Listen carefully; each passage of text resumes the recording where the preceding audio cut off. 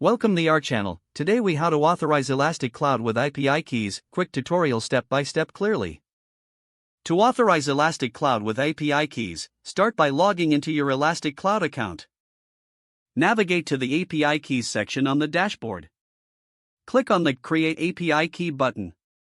Give your API key a descriptive name that reflects its purpose. Review the permissions and scopes for your API key to ensure it has the necessary access. Once you are satisfied, proceed to create the API key. Take note of the generated API key and its associated secret. Store these securely, as you will need them for authorization. Open your preferred code editor or terminal to start coding. To use the API key, you must include it in your requests. If you are using curl, use the H flag to set the authorization header. Your header should be formatted as authorization API key, your _API key. Replace your _API key with the actual key you generated. Make a test API call to ensure your setup is correct. Monitor the response to confirm successful authentication. If you encounter issues, double-check the key and associated permissions. That's it. You are now authorized to use Elastic Cloud with API keys.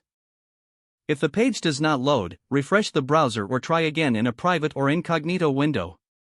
Make sure you are using the correct email address, then retype it carefully to avoid small typos.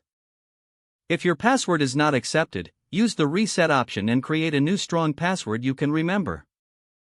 Check your spam folder for verification or security emails, then complete any requested confirmation steps. Enable two-factor authentication if available to improve account security and reduce unauthorized access risk.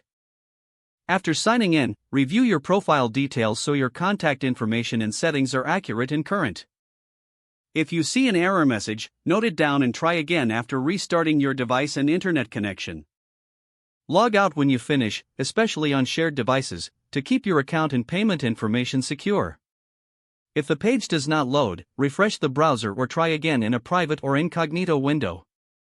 Make sure you are using the correct email address, then retype it carefully to avoid small typos. Don't forget to like this video and subscribe to our channel for more step-by-step tech guides.